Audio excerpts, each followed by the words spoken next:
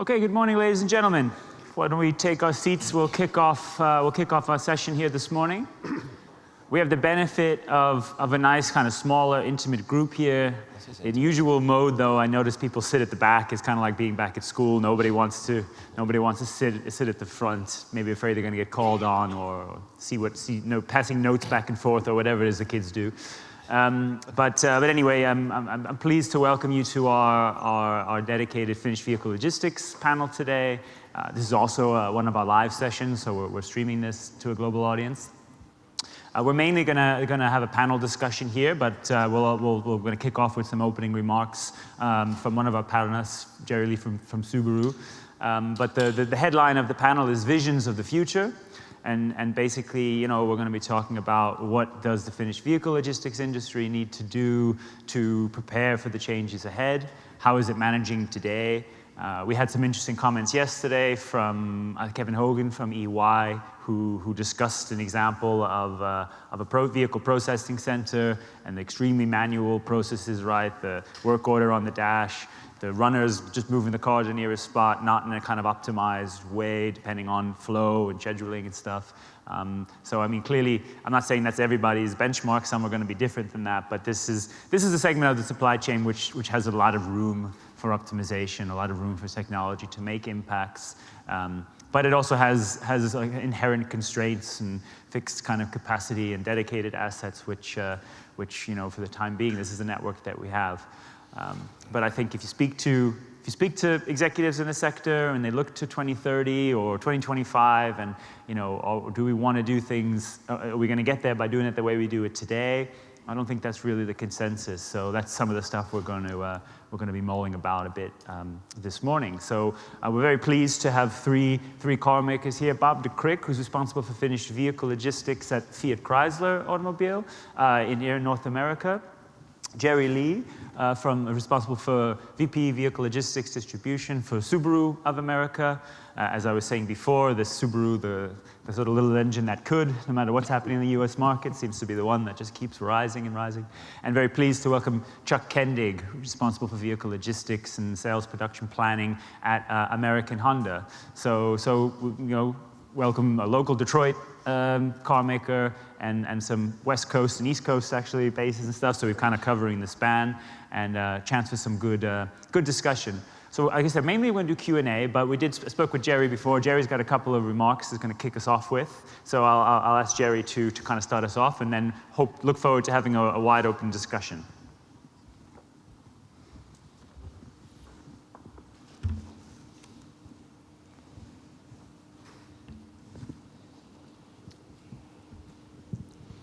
Good morning, Automotive Logistics Global. Good morning. Who stayed out late last night? All the people who aren't here. Yeah, evidently there was a good time had by many. Visions of the future. The future can be fuzzy. So let me use a couple examples of the past to illustrate that. My dad was an electrical engineer.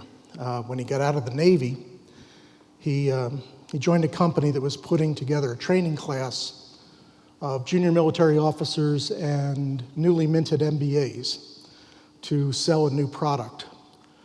The company was IBM, and the product was computers.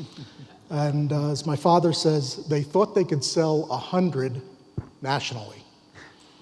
So the future wasn't very clear back then. When I joined Subaru, we had a miracle machine in the copy room. It was 2/3 the size of a refrigerator, and it could transmit a single letter-sized piece of paper to Japan in only 6 minutes. So one night, I had the privilege of feeding that machine 20 pages of paper.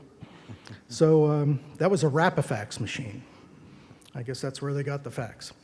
So not sure whether IBM or Rapifax had a very clear vision of the future, probably because it was a little fuzzy to them. Subaru of America is going to be 50 years old in February. I've had the privilege of working for 72% of its history and over 90% of its vehicle sales in the US.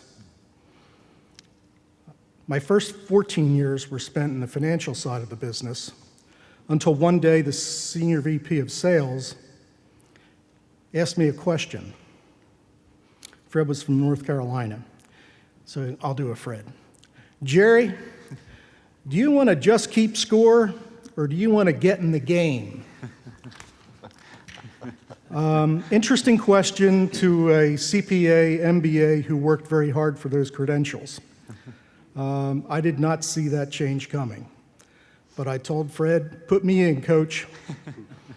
So for the last 22 years, I've been the director and vice president of sales operations, which includes vehicle planning and logistics, distribution, and sales planning and analysis, all otherwise known as Subaru's vehicle supply chain from order to delivery. From 1995 to 2007, the supply chain supported vehicle sales which bounced around from 140,000 to 200,000 sales a year. No big deal. In 2008, Subaru was the only brand in the United States that had year-over-year sales growth. That year, the big three were down 50% from prior year, and the Asians were down 30%. The automotive industry was in a depression, and no one saw that coming. Subaru just happened to be the smart kid in the dumb class. Remember when the big three executives were forced to drive to Washington because using jets was just atrocious? So in the first half of 2009, after that Lehman shock year of 2008, we were cutting production at the factory in Indiana. Then came cash for clunkers in July and August of 2009. No one saw that coming. So the production cuts became production increases with overtime production and line speed increases. During the last 9 years, Subaru sales have increased from 187,000 in 2008 to 650,000 plus in 2017. In 2008, we may have had a hope of a 250 to 300,000 sales year someday, but certainly no plan for a 600,000 sales year.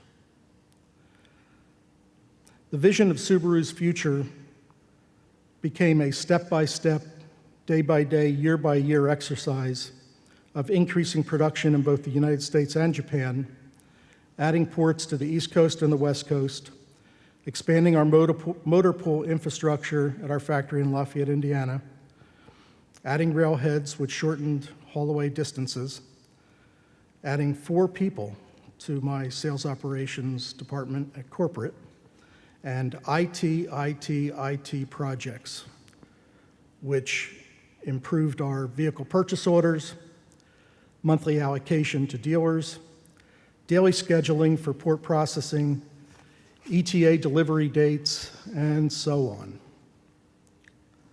Throughout the last 9 years, marginal improvements to processes, procedures, and IT systems have generated a cumulative benefit.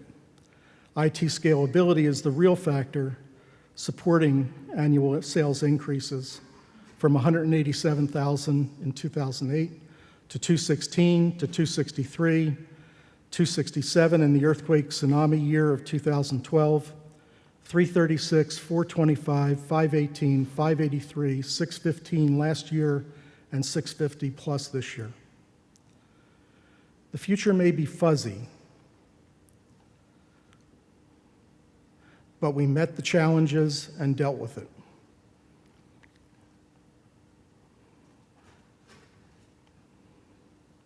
We dealt with the high-grade problem of more demand than supply. That is a terrific problem. Much better than searching for parking lots to cover with excess production. We dealt with that in the early 90s. That is a low-grade problem. So where is Subaru today? By Polk registration data, That's retail registration, excluding fleet sales. Subaru is the number 7 automotive brand in the United States. We are behind Ford, Chevy, Toyota, Honda, Nissan, and Jeep. By individual sales territory or zone, our brand rankings range from number 3 to number 17. So a very broad range, which means we have plenty of opportunities for improvement and sales increases.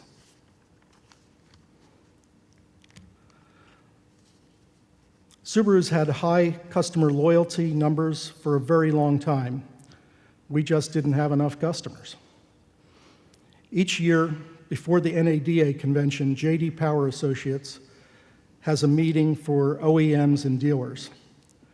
For half of that meeting, they do a forced march of franchise assessments for all automotive brands in the United States. During the past review of 2016 for Subaru, J.D. Power measures our loyalty at 60% of 300,000 trade-ins. So that would equal 180,000 sales. We sold 615,000 sales. They don't have a way of calculating commercial fleet or rental fleet or internal sales. So they say we had conquest sales of about 400,000. They take a look at that conquest to defector ratio. So in our case, 400,000 versus 120,000 defectors on those trade-ins, or a 3.3 ratio. No other brand has a conquest ratio in the industry like that. There may be one that has a 2, everybody else, it begins with a 1. So what do we know about conquest customers? I know 2 things. They weren't loyal to their last brand, and they have a recent frame of reference to compare Subaru to. So the old-time Subaru customers that have been buying us for 20 or 30 years, they don't have that frame of reference. So the challenges we face now is an ever-increasing UIO count, which puts the pressure on the dealer sales, service operations and parts operations, ours also, and the customer relations department. So the future to me is, if I was having a conversation with a bright young man, which I tried to do, I said, I think it's time to go into parts and service. I think sales and marketing can take care of itself for the next few years. He thought I was crazy. So a couple of the questions that we were supposed to look at, is the industry ready for the future? Sure we are. We have special purpose trucks, special purpose rail cars, special purpose vessels. Why would we not be ready?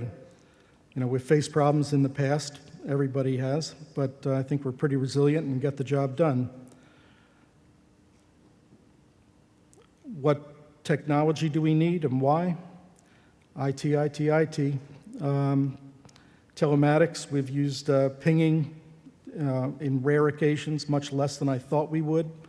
But when we really can't find a car, the telematics is a wonderful deal. BI reports, business intelligence reports, everybody uses, but I think some data manipulator like Qlik is probably going to supersede BI very shortly. Some of the discussion about the technology companies that we had yesterday, I was thinking about, Uber was mentioned more than a few times. Maybe automotive logistics can go to a Uber demand model where if you want to ship a car in the last week of the month, it's like trying to get an Uber coming out of a crowded concert. But if you want to ship a car in the first week of a month, you get the benefit. Think about it. The interesting question was, how are we preparing for the exciting and unpredictable future? I don't know about my counterparts, but I recently bought a 1956 Martin Committee trumpet, similar to the horn played by Miles Davis.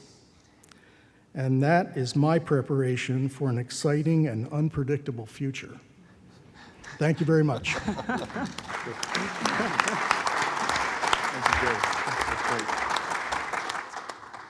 Okay, thank you, Jerry. I think that was a great way to kind of kick us off, looking at some of the fuzzy things that we saw for the future or didn't see, and how you kind of deal with them. And I look forward to hearing you play that trumpet at the next conference. In New Orleans? Yeah, we're going to move it to New Orleans, exactly.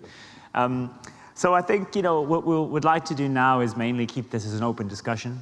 We can pick up on some of the points that Jerry raised, and obviously we hope to get you all involved.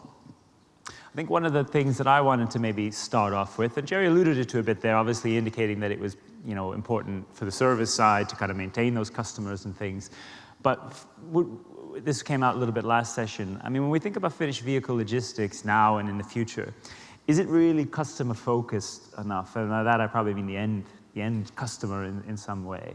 I mean, we have these dedicated networks, and I mean, it's built on perhaps a bit of a wholesale model and things. But in the end, I mean, when we talk about the visibility that's there, what we can provide to the customer on time and things, it's a general broad question. But is it customer focused enough? Should we change? When we talk about that Amazon effect and it coming into play over even more in the next couple of years, how will we need to get there? Maybe we can start with you, Chuck.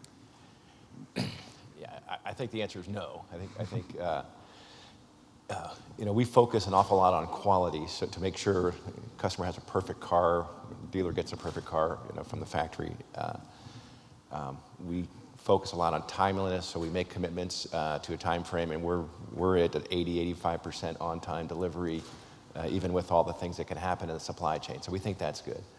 But I think the reality is, as many people talked about today and yesterday, is the big change, and many big impactors on the industry, but probably the biggest is not the industry, it's the customer expectation from what they get on their iPhone and their Uber, their pizza, whatever, Amazon. We struggle because there's big conflicts. Certainly a customer, and I get this from my dealers all the time, and probably you guys do too.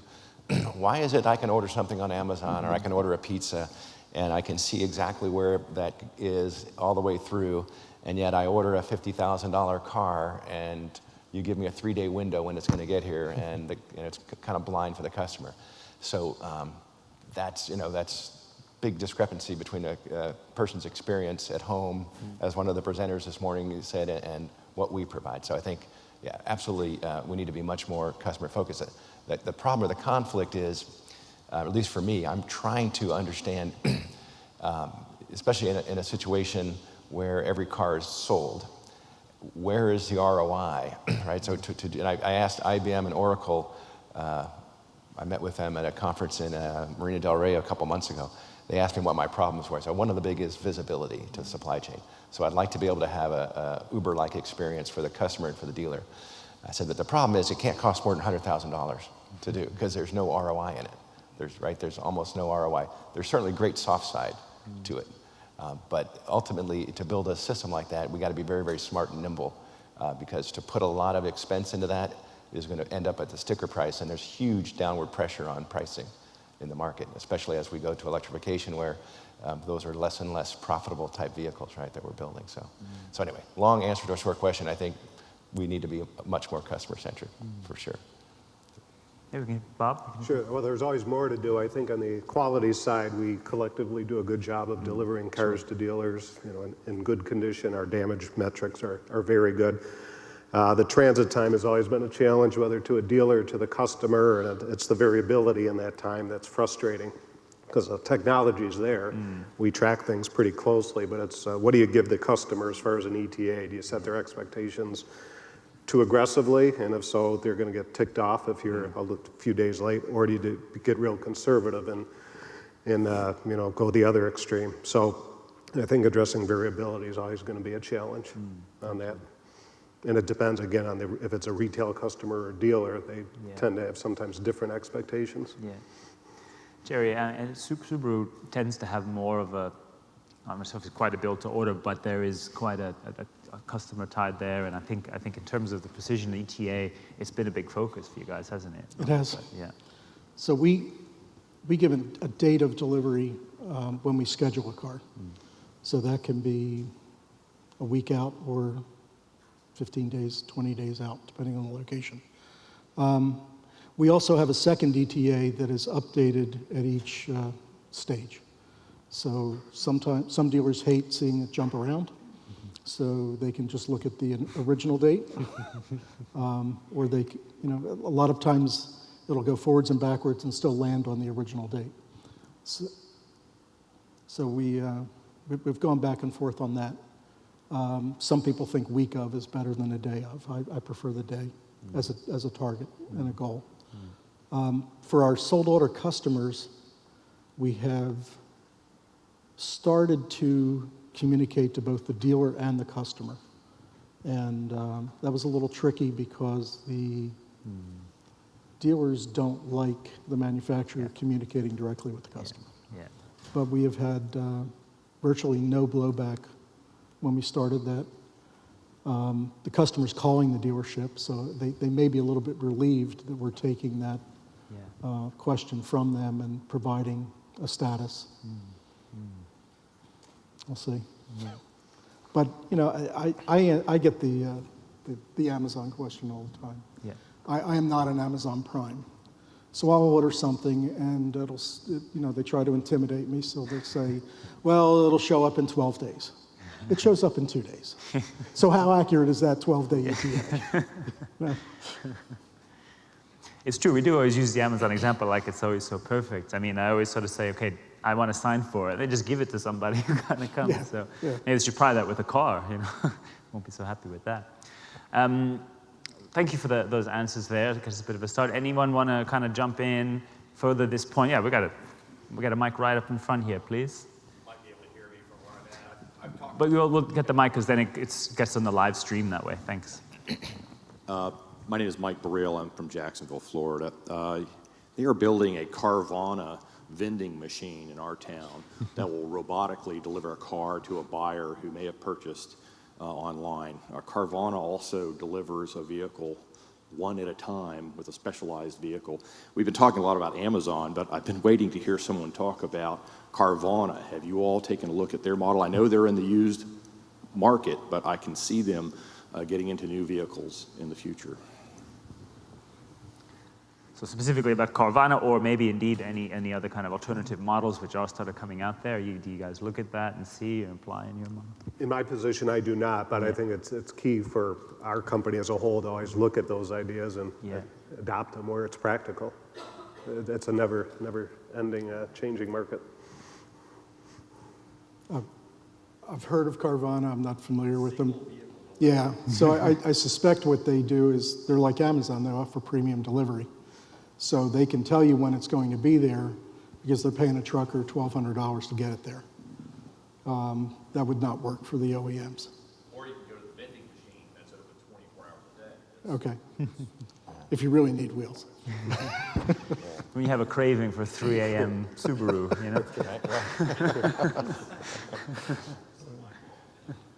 Is there a beer vending machine next to that?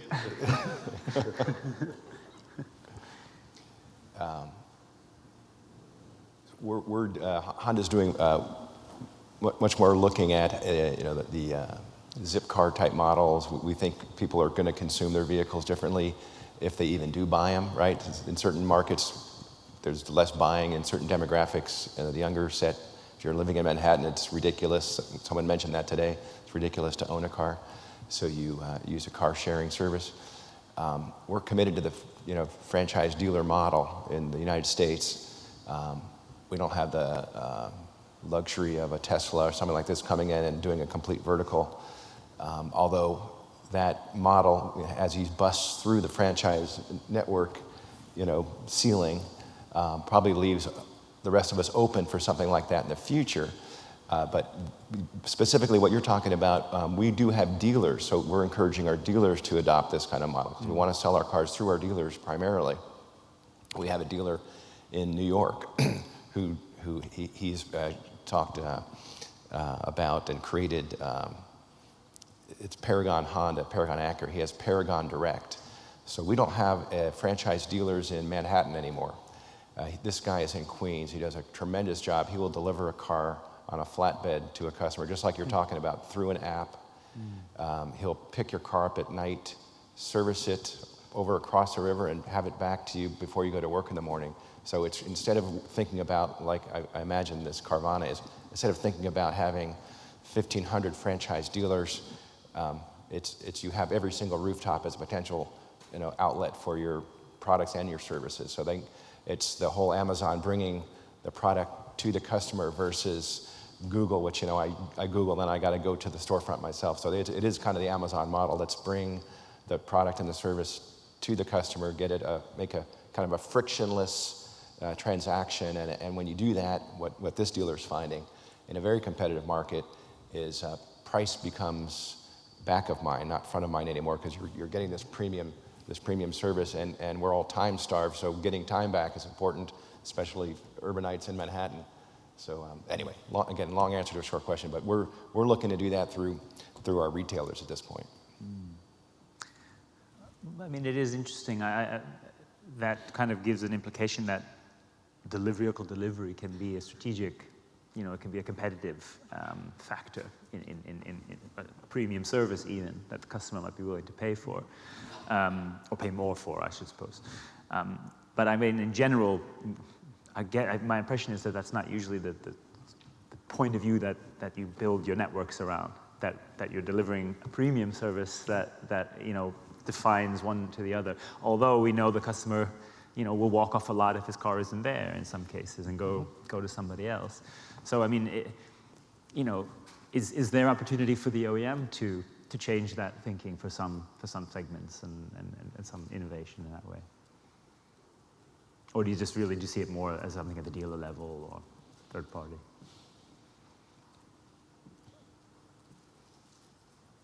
I don't think dealers are going to pay for it.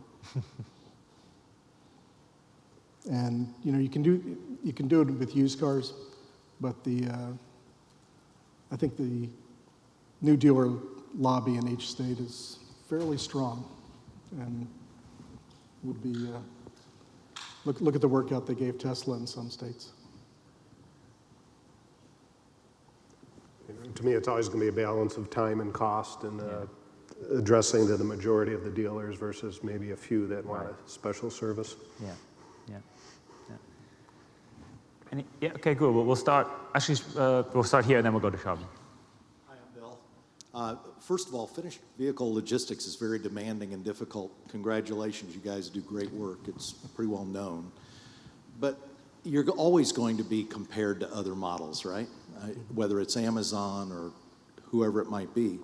One of the models that's being adopted as an example by FedEx and UPS is shared resource modeling, right? So they don't look at independent companies anymore. During Christmas, they use United Parcel Service, uses the post office, and they all look at coming together and using all the independent resources as a single entity. Have you ever come around a table and had a discussion about maybe that model working, where you all are one single entity sharing a single resource rather than competing for it? You mean as OEs? Yes. Sharing. It's funny, I was having a discussion in Andiamo yesterday with someone from a brand in this local market that begins with F. And I'm having a discussion in a couple of weeks I didn't know Faraday was actually in a place called Plano about just this exact thing, right? And I don't think as an industry, we haven't. Maybe you guys are aware. I don't know, but we're thinking the next big savings or innovation efficiency is, instead of us competing against, asking different haulaway providers, different processing providers, different railroads, different ocean carriers for special schedules for us. How about we've got a plan 11 miles to our east. Why don't we combine, the resource, and we're all going to the top 20 markets in the U.S. generally. Maybe we have different rail carriers, in the north, but it's something that we're beginning to think about. I think that is the next big efficiency, and it's especially important in Mexico, right, where we trying to get the frequency of ship calls and quick rides out of the country to avoid vandalism is really important. But I think it applies everywhere. I mean, the fact that we already use a shared asset network is good when you look at it today. I mean, the haul-away carriers we use are used by a lot of the other OEMs. They co-load, railroads in some cases co-load, so we already do a fairly good job of utilizing joint assets versus kind of having our own pools of assets. We've tried in the past with other OEMs to kind of jointly look for opportunities in terms of empty miles and so forth, and we've had some successes, but it's difficult to align everybody's interest and make it a win-win. It's something you continue to try to do. Yeah, if we're doing a good job scheduling, we should be making good shippable loads at the railheads. So it's full of Subarus, but they're free to co-load if they need to. I want the truckers to be profitable, so I don't expect them to make a milk run to 8 or 9 dealers to fill out a load. A question from Sharman. You still have a question there? Yeah.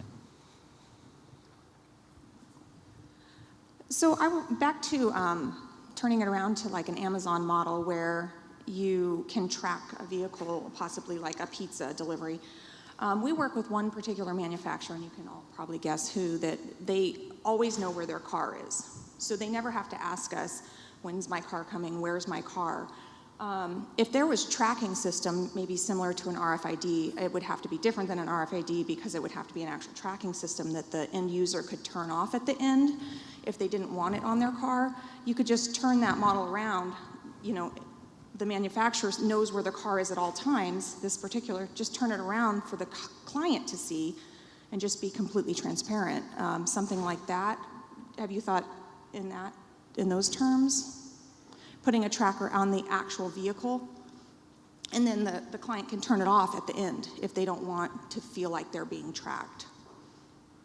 I mean, Just a thought. I mean, currently our vehicle locations are signaled for the most part via EDI transmissions, and we track and trace, allowing again the customer to see that at some point has some pros and cons. So, you know, we use the data internally.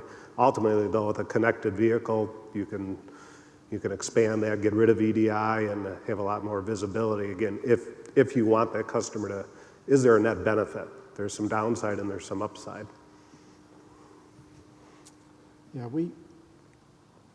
our IT department got very excited showing me a map of the vehicle location across the country with a rail car from pinging, but the railroad can provide the same data. And you know, if you were to show that to the customer, which is the dealer, if the rail car was at a siding for 2 days, you're sure to get a phone call. And you know, it might be in that siding by design, and we don't know that, but the railroad does, and we're still going to hit the ETA. So I told them, don't show the map.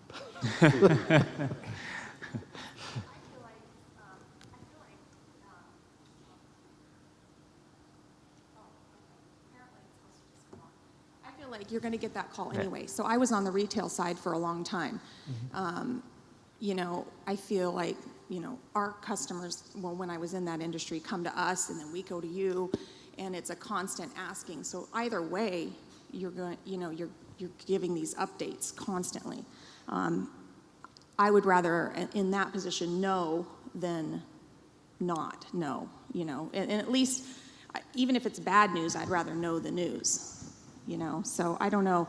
It's interesting because you're going to get, you know, 50 phone calls on a sold order on the 29th of the month. Oh, yeah. And I think that's the scary part. So I'm not sure if the brand you're talking about begins with a T or not, but I know when they first started that, it was a huge issue, right? Because they exposed too much information and had the issues you're talking about. And I think the scary thing for us, and to answer your question, as more and more of our cars are connected and have telematics, we'll be able to do what you're talking about. Then the question is, we have to be able to support the kind of questions we're getting. Maybe I think we're still grappling, at least in my area, grappling with how do you put an ROI on that extra overhead that you're creating all of a sudden to answer all these calls, which is something we need to grapple with. Because if that's what the customer wants, and us putting our head in the sand saying it doesn't make sense to provide it because we can't monetize it, probably not a good way to look at, right? Probably not a good way to get the new customers in. So we have to grapple with how do we either monetize it or how do we just swallow that cost of supporting that kind of visibility, which people truly want. It's clear they want that. I suppose you don't know what you potentially lose by not doing this, right? So there's that risk. I think there's a question here by a company that ends with IOTA. Good morning. And Jerry, thanks for the opening. Great story at the beginning. Really like traveling there with you. My name's Ed Wante. I'm from Toyota Motors North America, the other T company in Plano, Texas now. And I did want to ask the question. I'm going to get away from the tracking and some of the logistics and kind of maybe look at more flexibility. More and more today, our vehicle customers are looking for more accessorization. So accessories play a really important part of our business. One, it really helps our customers change the look and feel of their vehicle. Two, it helps our vehicles look like different cars during about the mid-cycle. And then three, it helps our profitability quite a bit. So it's a win-win. My question to you is, we need to offer flexibility into the last minute that the customers and dealers want to decide on the accessorization options, but yet still meet that lead time and get it to them as soon as possible. My question to all three of my counterparts is, what are you doing to balance inline installation of accessories, port-installed accessories, and dealer-installed accessories in your companies? Thank you. Well, for us, there's always the cost-benefit analysis of doing something in the factory. What is it in terms of complexity and added costs? Over time, there's been an ebb and flow of what's done in the factory and what's done out. But we rely on upfitters quite a bit to do accessorization, and some of our vehicles, Jeeps as an example, are highly accessorized, and that's a model that works for us. We get it built out of the plant quickly, get it to an upfitter, and move it on to the final customer. The average life cycle of an accessory goes from introductory at fairly low penetration to a medium to high penetration, where it gets the factory attention and then goes inside the factory, and we wait for the next accessory to be developed. We do a fairly large accessory program on all of our vehicles, and that was necessary because as such a small brand, our dealers didn't have enough techs to do in-dealership installs. It was a waste of their time. They should have been doing higher value work. So we still have an active accessory program at all of our ports and the motor pool at the factory. The value of those accessories, I think, has diminished somewhat over the last 20 years.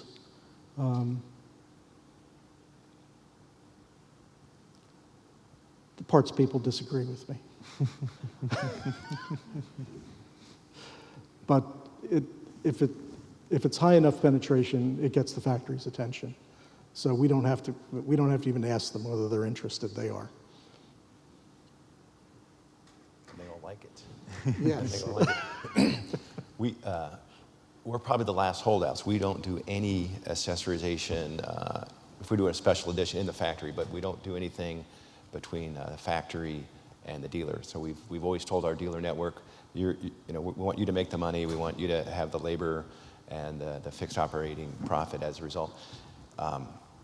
I came up through parts, service, sales, a bunch of different areas, and I see the huge potential that is there for both profitability for us and the dealer, and also, like you say, have a more of a customization all the way through the system. So I'm dying to pilot something. I mean, our original reasons for not doing it were we wanted to keep the money at the dealership, and then the secondary reason was we felt like introducing something to the car might create an IQS problem, a quality problem. Well, when you leave accessorization at the dealers, and are there any dealers in here? There probably are. You end up with fairly low penetration rates. Regionally, it can be high. You can have a rock star dealer who's doing great on a certain thing, but generally you have quite low penetration rates because the F&I guy has other things to sell that have a lot bigger profit in them than the accessory. So you end up with low penetration rates, and as a result, your cost per unit is quite high. So your amortization of the tooling is quite expensive. So it's a vicious circle. You never really get good penetration. And then the quality piece, I mean, I visit ports and I see unbelievable processing capabilities. People replacing engines and doing accessories is nothing to them. So I don't think there's really a quality issue out there at all. You have great providers who can literally rebuild the car for you. So we're dying to pilot some of that, and I think the economics are actually quite good. I mean, it's going to be less expensive than in the factory, much less expensive than at the dealership. And even if I pay the dealer, if we put it on a port and I pay him a certain amount of profit, if he's making $20 on an accessory, but he's making it 100 times a month versus $100 one time a month, he's going to come out ahead. So. I wonder if I can actually. Oh, sorry, go on. The quality is a big deal at the port. So I think that's the real benefit. The downside of that is the car arrives at the dealership customized. So if a customer really doesn't like something that's installed, it becomes a negotiating piece. But as the accessories declined maybe 15 years ago, we took that available labor and took the pre-delivery inspection out of the dealerships and did that at the ports also. So we have a uniform inspection of all the vehicles and expected to rocket up the IQS and did not. But at least we knew it was done properly instead of by Skippy the lot boy. So overall, if you think the accessory, you think the accessory value has come down. I mean, that despite being the opportunity to, I don't know, put new technology, maybe that comes first, the accessories, as you say, it'll go quickly into the plant. But you just think that goes quicker into the plant than it used to, or? Well, so some of the items with audio or wheels or Right. leather interior Right. became factory items. Right. The natural follow-up to that would have been the entertainment systems or navigation systems, and that stayed with the factory, so we never had an opportunity for that. I see. I wonder if I could follow up to you, Ed, actually quickly, just because I know your service parts and accessories, and I think in the next session we'll talk a bit about what you guys are doing on that side. But for accessory delivery, because I think, is that part of your responsibility, accessory delivery to Toyota's Toyota Logistics Services terminals and ports? So, I mean, you've had such a big focus with same-day delivery across a lot of your network and a lot, frequent ordering. Is that transition also happened for the accessory business for TLS? It actually has. A great question. Thank you. I think that we have to maximize everything we have. I believe that as OEMs, our customers are used to having a lot of choices in other fields. So, I was just looking at like tennis shoes, how many different colors. And I believe at one of the last automotive session conferences I went to, tires will begin to come in different colors, no longer just black. People will be able to choose tires in different colors. So there's a lot of customization happening. So at Toyota Motors North America, our accessory engineers are doing a great job. If anything, the only complaint I have about our accessories is the installation rates are 20%, and then we end up having to supply to 50, 60%. So you can imagine the supplier capacity becomes an issue. With that said, we are trying to find the balance, what makes sense in line. And what we mean by that is what becomes factory standard first. So a lot of our Toyota Racing Development TRD packages, you can pretty much bet they're inline. And then we have other ones that are inline or sideline to ensure the quality is there. It does take care of the quality issue, and it also eliminates waste because a lot of the port disassembly creates a lot of waste of materials that were actually put on inside. So how do we eliminate waste and be more environmentally conscious in the process? The third is maximizing what our port operations can do in an efficient manner, meaning what's throw-in capability, what can add still to the dealer profitability, do a sharing with them by incentivizing it. And we have a lot of incentives on port installed options. And then third, we have the fourth, we have the dealer installed options. And with the dealer installed options, we do offer 15 hours. We're targeting to get our customers at 15-hour order to arrival. And that includes accessories. So we're at about 79% of our total customers who get order to arrival in 15 hours. And we try to make sure that includes accessories. We also provide for about 70% of the units in operation. For service parts, we provide what's called same-day service. So in addition to their nighttime independent delivery, they also have same-day service. And what we've done is we've asked that they order accessories for that customer who's in the sales department who wants the cargo net because it didn't come with a cargo net from the port. We don't want them waiting till tomorrow, so what we do is we have them order by 10 for arrivals by 1 o'clock as well. And what we're trying to do is really just grow the customization portion of it, trying to show our customers that the automotive business itself is pretty flexible and offers a wide portfolio.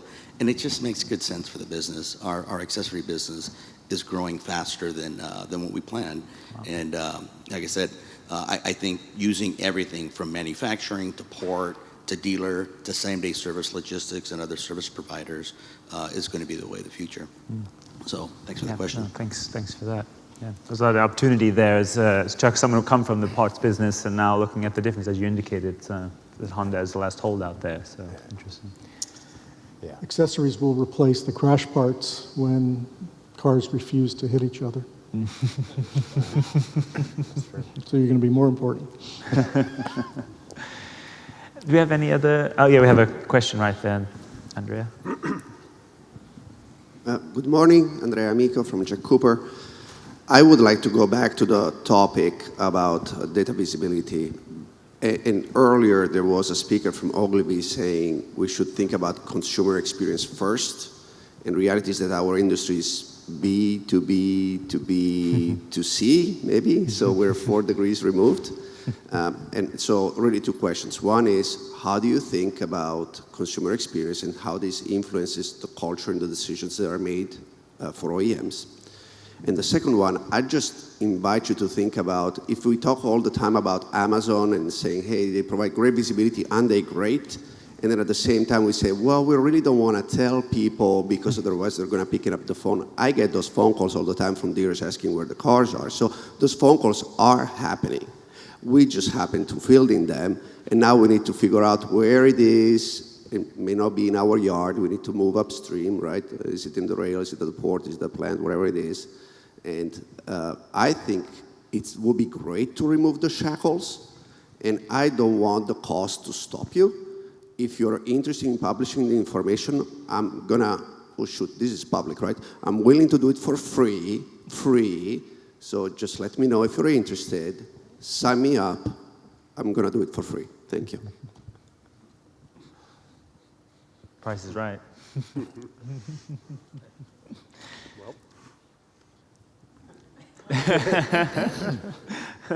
Again, the customer experience from my perspective and my job is getting the vehicles there on time and good quality at a reasonable cost. The issue of what you show the customer in terms of data and ETAs, as we said earlier, it's a trade-off. If you give him or her data that's misleading, you're going to get a disappointed customer. So I think it's something we need to continue to look at because customers' requirements will change. But again, most of our customers buy it from dealer stock, so they're not necessarily interested in the whole flow. It's a small percentage that order one from the factory. Yeah, I think your point is spot on, and like we were talking a little bit earlier, we're in the same position. It's not the 4-door 4-cylinder Accord, but it's usually the hot early adopter car that someone's looking for, the dealer's looking for, the client who put a deposit on it is looking for it. And I think the brand experience is significantly deteriorated when that customer calls in and the dealer told him or her it would be here Wednesday and it's Thursday and it's not here and I don't know where it is. So I think you're spot on. We've got to figure that out and put a lot more focus in that area.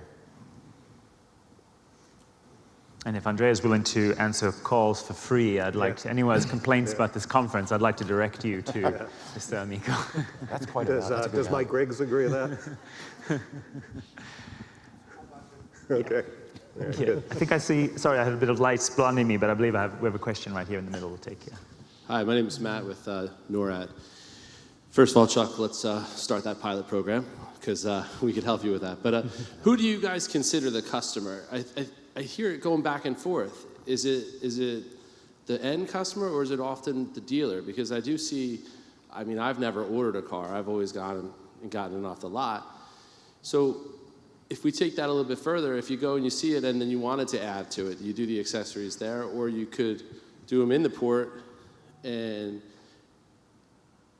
you're that much closer, right? So you're at the railhead or you're at the port, and you can finalize what they want, and it'd be there the next day if you had the kind of stock in the yards. Is that something that you consider? You'd just rather go from the stock?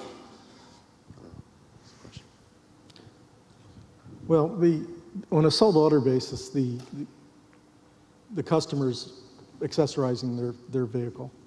And there's some cars that have nothing on them and some cars have everything on them. So the average of the accessorization on sold order is actually fairly similar to the accessories installed on a stock unit.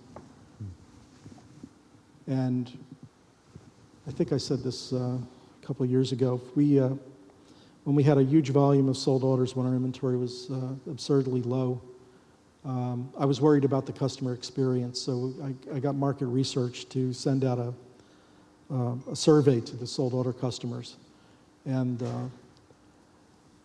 10 questions, but the money questions were, would you recommend the sold order system to family or friends for their next vehicle purchase? And would you use the sold order system for your next purchase? And we had no idea what the results would be. It was a yes or no answer. It wasn't a scale 1 to 10. And it came back 90% yes. And these people were waiting 25 to 60 days, some of them more, for a car. So how can they say that they would use that experience on their next car? And I think the answer, we don't know the answer, so I made one up. I think the answer is, of the 800 end items of model, color, option, spec, this customer is making 72 car payments on their first choice of all those cars. So whenever they're at a traffic light and they see a Subaru of the same model, the different color, they're not disappointed that they didn't wait for that color that they really wanted. They're driving their first choice. And I heard that's what happens in Europe. Everybody takes great pride in Audi's building a car for me. BMW's building a car for me. It'll be ready in 3 months. So we encouraged sold orders, but only after the dealers exhausted all opportunities to do a trade. But over the last many years, our inventory was probably 30 days or less. We have better inventory availability now, and the sold orders have dropped off. Any other questions at this time? The nice lady, the young lady would have to ask another question, please. Sharman, Gavin, there you go. So back to the subject and what we were talking about. Sorry, not to beat a dead horse, but as a dealer, so say it's just a Honda Accord and it's 10 days before the end of the month, and there's no red one on the lot, just a basic car, not a hot car or anything like that, and just this particular customer wants one, and they both say an ETA of 30th/1, and you don't know which day it's going to fall on, right? So if you had the accessibility to see, you can look at maybe 2 VINs and know which one to sell, because maybe one of them has already left the yard, or one of them is already 1 step ahead, but then, rather than just looking at a general time frame. So I think there's a lot of benefits in the visibility, because you're going to get the phone calls anyway. And I think in the beginning, the dealers you'd probably get a lot, because they'd be like, why is this car stuck for 2 days here? But then I think over time, they would learn how it works, and they'd go, oh, I've seen that before, don't worry about it, and so I think it, as a whole, and not to beat a dead horse, but I think the visibility would really be beneficial. Well, the dealers can look at their pipeline report and promote a stock order to sold order status. So depending on where it is in the chain, it can be prioritized for delivery ahead of other stock units. In the red Accord example, so a Honda dealer can, so I don't want you to think they don't have visibility. They have visibility. It may not be as great as we'd like it, but certainly the dealer can see where that VIN is in the pipeline, if it's in Chicago still, or if it's reached San Bernardino. If let's say it's a West Coast dealer, he knows in San Bernardino it's less than 2 days away from him on the haul away. So yeah, he or she could prioritize, just as you say, with the current data they've got. But Right, and when I was the new car manager at a Lexus store, that kind of worked because we could do that, but at the same time, sometime the system would say it's here, but then when we made a call, oh no, it's already left there. We just haven't updated the data or whatever. So. And dealers are not very patient. I haven't noticed that. Yeah. We have great dealers. Thank you for the points there. I think, you know, I don't know, like when I take an Uber, it drives me crazy sometimes when I see him and he stops and says, what the hell is he doing? Is he driving around the block? What is this? I'm going to cancel it. But, you know, you realize, okay, sometimes the system is just catching up, or you don't. I agree that sometimes the visibility can probably be extreme, but I think Charlie makes a very good point that I mean, first of all, I guess we shouldn't assume that the dealer won't do something good with that visibility, you know, in terms of their own customer service and relations and what they can do with it, and indeed what they might learn and understand about the some of the inherent bottlenecks and, you know, weird things that happen in the automotive supply chain. Yeah. We too also allow Yeah. dealers visibility Yeah. to the status and ETA. It's just that the ultimate customer does not have visibility. Right. I wanted to bring, again, I think I referenced this in my opening remarks, what a gentleman from EY spoke about yesterday on a yard. You know, everything was a processing center, and then this sort of, you know, printed work orders, the runners just sort of parking the car in the nearest spot, not in relation to, you know, the next sort of workflow or what the loads might be. And I mean, and I know Honda's is different a bit because of the, you know, there is no accessorization, so it's just basically move them out as fast as possible. But you know, have you used new systems in your yards? Are you optimizing them based on the workflow? I mean, have you automated more of those sort of processes? Maybe we can talk a bit about that. From our perspective, we rely on our service providers, our port processors, to manage the yard in the best way they can with their technology. I would say that over time, with the autonomous vehicles and connected vehicles, there's a lot of potential to leverage that and make the yards even more efficient versus what they are now. Yeah. We've done some work in the factory motor pool for, especially in Truckaway, to try to park cars by location, Right. delivery location. Yeah. So we've got decent yard management. We also rely on our service providers for that. We try to optimize so the car doesn't, you know, it goes to first point of rest, gets an inspection. It goes to rail loading or truck loading if it's within like 300 miles of the factory. So pretty darn efficient. We're still having it scanned, so it's not just right. Yeah. It's not easy out the gate yet. We're still scanning. That the trucker still has to provide paperwork at the gate on the way out. Although we're getting some automation in those areas. We're working with all the different rail providers at the destination to geo-bay. That's kind of blocking and tackling, but believe it or not, we still don't have geo-baying some areas. So those kind of blocking and tackling things we're working through, and we're looking and hoping when we get. We haven't set on a solution, but we do see a paperless. We see a point in time not too distant where we don't have to stop and scan, where the car's getting scanned as it goes by, or some other technology is handling that for us. The car knows where it needs to go. And I was going to say the car itself could display the work order or communicate that. But Jerry, you sort of indicated that, and we spoke a couple of years about the potential telematics, and you seem somewhat less. Based on what you said earlier, a little bit maybe less optimistic, or that seeing the value in that. So I mean, where do you see that developing, or is it just at this time it's not particularly useful, or you know, in future when we get this megahertz kind of frequency sorted and other things, you know, should it replace scanning and replace all that kind of processes? I think in enough time, the car will let you know where it is at every second. Yeah. But it became more of an IT issue. I think there was sensitivity about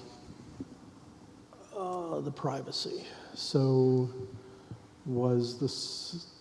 if we had the capability of pinging a car in the motor pool, can they turn that off when it's outgated? Right.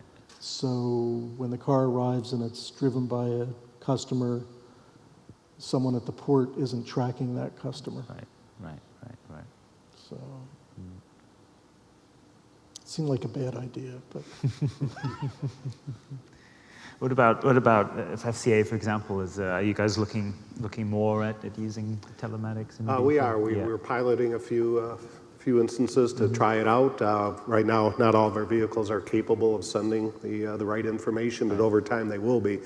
So we're trying the process and determining what, trying to develop a business case. I think over time it just makes sense because you can get the data real time, automatically. You can eliminate a lot of the EDI that flows back and forth and then simplify the process. Yeah. But there's things to prove out, addressing privacy concerns and so forth. But I think that technology will definitely be there in all the vehicles at some point in time. Anything to add or similar, same? So. Yeah, we see the same way, I think. I think at some point, it'll be great in the whole distribution chain. A car that needs a bump in the charging or we understand that the left front tire is a little low. Right.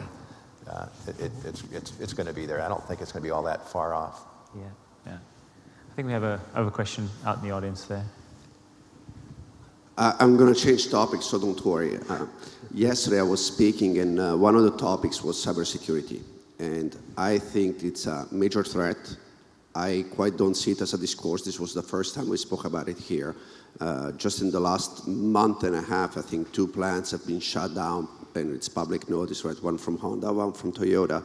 So malware is making its way on the production environment, and at the same time, there's a growing risk on people not attacking the assets per se, so the cars and hacking the cars. So I wanted to know what kind of discussions are being had at the OEMs on this topic? How are you guys thinking about securing the supply chain? There's a great white paper from IBM that just came out that talks about securing the supply chain and specifically securing the vehicles from the moment they wish to leave the factory to it reaches the hands of the consumer. Because clearly these will eventually lead to rethinking about what drives value in the supply chain. So I just wanted to know how you guys are thinking about that. Thank you. I'm, reading the papers and looking at all the data out there that cybersecurity is a concern and a risk as far as specific actions taken by our company. There's a lot of talented people that are around to address that. I can't share any details because I'm not aware of the details. Yeah, but it's a serious issue. Me too. You're way ahead of me on that issue. Good job, though. Yeah, we've got a North American organization that looks deeply into that. I could tell you something about it, but I'd have to kill you, so I can't talk about it. And yeah. I think the truth is, if Andrea really wants to know, he probably already has hacked in, and he probably already knows right, himself. He's probably already in. He's just testing your own knowledge there. Any other questions from the audience? Oh, right in the back. Mike Papia. The technology to ping a car, it dates back to Katrina. One of the manufacturers that's not sitting up there that I retired from, we used that technology. We could ping every car. We actually did a geo map of New Orleans underwater to help the rescue effort. We also thought we proved that we could track vehicles during the whole logistics process. The issue was privacy. And the manufacturer turned off that piece of the puzzle because of privacy. Makes sense. Yeah, sort of follows up, as said, yeah. Anyone else got questions? Thank you for the insight. I mean, like I said, it's useful, interesting to know that. Big deal. Maybe changing track sort of slightly as we move towards the finish. I mean, what are some of the more immediate changes that you may be looking at in the sort of near to medium term? Whether it's in your network. I mean, there's been some changes. I mean, Subaru's got more production in the U.S. now, for example. So I don't know if that's changed your network. FCA has moved some production of Jeep into Mexico. So there's different flows. I mean, those are some things that have happened. But what do you see kind of impacting, changing, shifting in your network that maybe your logistics providers should be thinking about, preparing for, helping you to do and transition? From my perspective, I see the overall network is fairly stable, and I think will be in the future. Some of the trends that we do see, there's the use of short sea, for example, out of Mexico to the East Coast and West Coast of the U.S. That is something that I think is occurring with more regularity because of a lot of issues, infrastructure issues, rail car supply issues. So that's an opportunity. Other than that, I think the core network is fairly well designed. As long as our distribution flow doesn't change and our factories stay where they are, we're in fairly good shape. We've opened some railheads, and we're looking at a Southern California port. So looking forward to our kind of 2030 vision, which is kind of a vision that starts in 2050 looking backwards and tries to figure out how do we get from here to 2030. We're reevaluating everything. There's tremendous downward pressure on pricing. R&D costs are still going to keep creeping up, so we got to put efficiency into the system or take cost out of the system as best we can. So we're looking internally at our own organization and trying to understand, first of all, benchmarking. We're doing some benchmarking with other OEs to understand, our structure is pretty sound internally, but it was a structure built over many years through crises. It's like a house that you added on to. It was, we started with the house because we had one kid, and then we had 2 more kids and whatever. So we've got these additions on the house that may or may not serve, it's serving us currently, but it may not serve us well to get from where we are to where we need to get to. Same with our logistics network. We're looking deeply at, and we've already made some change. We made changes last year in the rail network on the east, but we're looking at the entire network to understand, because a lot of the network that we have is built based on crises many years ago when we had emergency implementations to keep us running, and maybe that's not the most efficient way. So we're looking deeply at that. So we're trying to understand where there's other places we can really be more efficient. I really like the idea that someone brought up that we're, how do we partner more as OEs? I think all of our service providers already do that quite well. The rails do that. I think all of our haulways do that quite well. But probably we could even be more strategic in that manner. But as far as our routing, we're bringing more in from Europe, as we're seeing in the East. We're bringing more in from Japan right now to sop up global capacity as demand is close to market top. We think we don't want to build another factory without all the production in that factory being sold. So you'll see us sopping up bits of stranded capacity around the globe for the North American market, bringing it in. We'll probably be looking at some Panama Canal transits. We've been doing a lot of land bridging east to west and west to east, and I think in the state of ocean right now, we could probably save some money and probably not add too many days by going through the canal with some of our traffic. So we'll probably be seeing some of that. Yeah, well, there's a lot of interesting developments there.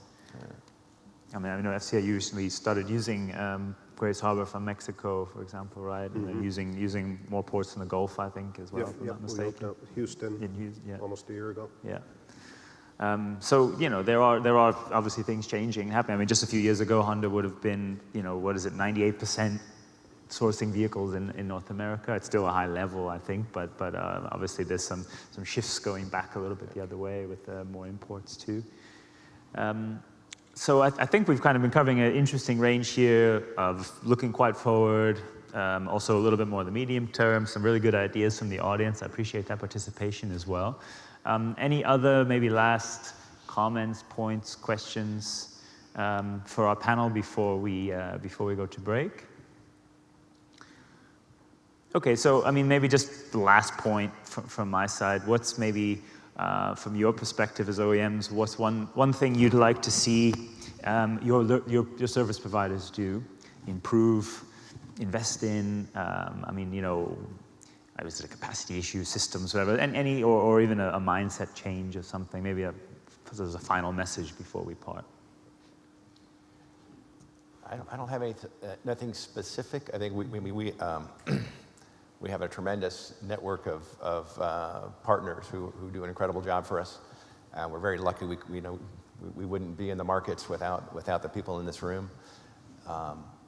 With all the stuff, someone was talking about extended disruption, and we see the amplitude of disruptions and the frequency of them continuing to increase.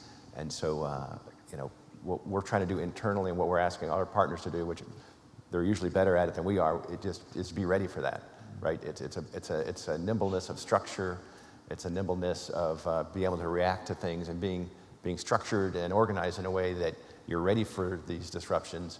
And I think this last set of storms was a great example of the readiness. I mean, we hardly skipped a beat, and it's because of all of our business partners who, already are pretty darn nimble. But I think we're going to see more and more of the disruption, and whether it's weather or cross-border stuff or economic. So I think that's just be ready to be nimble. Okay. Work with us on technological improvements. When we have an idea, help us try it out, prove it out, and then hopefully over time will benefit both the OEMs and the service providers. The other thing is waste. There's always waste in our system, whether it's caused by the OEM or the carriers. It's a never-ending battle to identify that and then eliminate it. We're good. You're good. Chris, I do have one more thing. Please. Honda has one of our corporate initiatives is Blue Skies for Our Children. So we're measuring greenhouse gas emissions everywhere we go, from our factories to the vehicles that we produce to the logistics impact. And so increasingly, we're looking for our long-term partners to have a long-term plan to reduce the greenhouse gas emissions in the part of the business that they operate. So we've seen that in truck away, we see it in ocean, we see it in rail. So that's probably on the long term as people are thinking about their future investments. I think society is demanding it of all of us anyway, and I think we're all doing it anyway. But we're reporting up to our board twice a year on it, and it's a big. Obviously, the supply chain is a big chunk of greenhouse gas emissions, and it shadows just about everything else we do. I mean, literally, our factories are among the cleanest places in the world now, where we don't have anything going to landfill. The next big chunk of reducing the pollution is in this area here. Yeah. Okay. Well, that's a very good point. And if those of you were in the voting yesterday, I think it measured out. It was, 70+% that sustainability, environmental reduction of emissions in the supply chain would be significant or very significant. So clearly, that is a key message, and one that I think will come from regulatory and consumer pressure as well. So very good point. I think that we will end on there. I want to thank our panelists for a great discussion this morning. Just a couple of things before you go. Don't forget to vote on the session again. Just as we said, go onto the app and vote on how you found it and if you would recommend it. Superb. And then, yes, superb. And then whilst you're on the app, please do note there is also a feedback button. So if you go onto the menu, there's feedback, and there you can give us your feedback at the conference. Obviously, you're free to do that at the end after you've seen the rest. There's one panel left, and you won't want to miss it. But before you leave, or before the day is out at some point, please do give us that feedback. We also, if you don't want to do it on your phone because you don't like typing on small kind of things, we have some iPads out in the coffee area. So our staff will have the iPads, and I think at the reg desk as well. So you can also just fill it into the iPad when you go back and have lunch and things like that. Sorry, yeah, we'll have lunch.